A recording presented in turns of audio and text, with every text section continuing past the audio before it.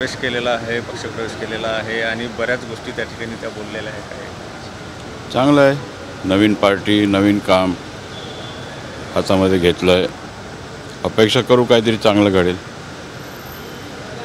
माझ्या कार्यकर्त्यांना हात लावला तर कापून काढेल ही धमकी तुम्हाला दिली असावी. मी ऐकलं नाही ते. तुम्ही दुधारी तलवारीचा उल्लेख केलेला होता. मात्र ते बोलले की माझ्याकडे 10 हात आहे आणि आता मी चंडिका पण आहे आणि नवदुर्गा पण आहे. ठीक आहे, नवदुर्गा तर माझ्या घरामध्ये बसलेला आहे.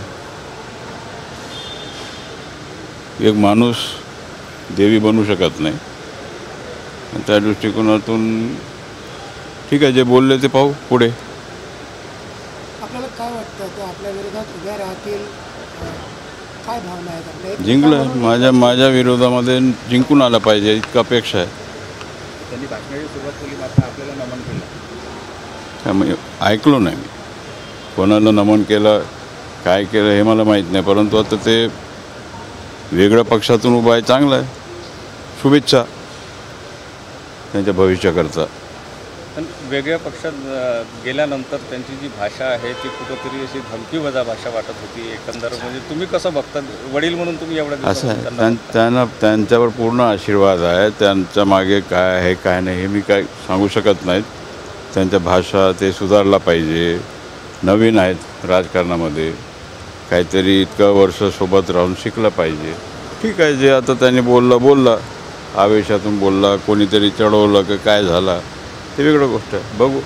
अगोदर पूर्ण विधानसभा लोकसभा पिंजून लावला आणि नंतर मग मला गाजर दाखवलं. नाही, लोकसभा त्यांनी फिरलं नाही. लोकसभा मीच फिरलो, विधानसभा मीच फिरलो, सगळं कामं मीच आणलो आणि सगळं काम मीच केलेलं आहे. ते लोक आता निर्णय देतील 2 महिन्यात जे काय होईल.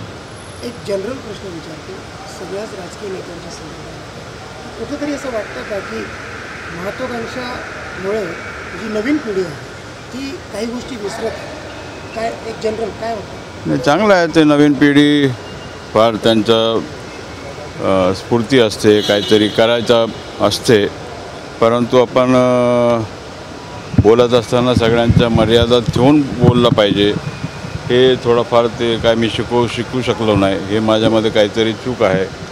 आणि जे मी मागे बोललो होतो, आमच्याकडे काय पद्धत असते, वरिष्ठांनी बोलल्यानंतर सगळ्यांनी थांबलं पाहिजे असं प्रकारचं असते. परंतु ठीक आहे, आता नवीन लोक त्यांच्यासोबत जुळले आहेत आणि नवीन पक्षामध्ये ते गेलेले आहेत आणि आपण अपेक्षा करू काहीतरी चांगलं होईल.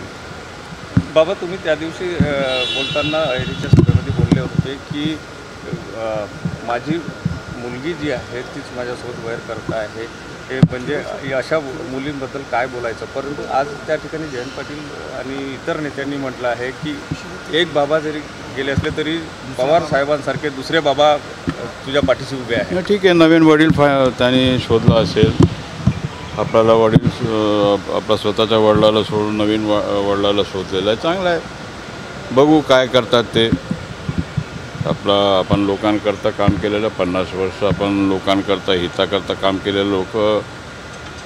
आता तुम्ही पाहिले, तुम्ही ऐरीला दोन्ही सभा आपण इकडे आपण ऐरीला आला नसाल, परंतु पहिला सभा आपण पाहिला, आताचं सभा पाहिलं. काय फरक आहे हे तुम्हाला माहिती. मी कशाला जास्त बोललं पाहिजे. बरोबर. खरं तर भाजपवर आरोप होतो ते घर फोडण्यात येतं, पण आता परत आपलं घर फुटलेलं आहे या सगळ्या राजकारणामध्ये. काय प्रतिक्रिया आहे? नाही, आता ते त्यांनी उत्तर दिलं ना, काय घर फुटला नाही म्हणून. आता घर फुटला नाही तर आता बघू काय पुढे आहे. कोण घर फोडला काय नाही फोडलं. मी तर सांगतच होतो साहेबांनी अशा प्रकारचं करू नये. ठीक आहे, ते झालं, आता घडला. आता घोडा मैदान समोर आहे, बघू. लग्नानंतर हा बदल घडलेला आहे असं वाटतं का? ठीक आहे, आता ते नवीन आहेत राजकारणामध्ये. 8 वर्ष काम केलं, मी 50 वर्ष काम केलेलं आहे.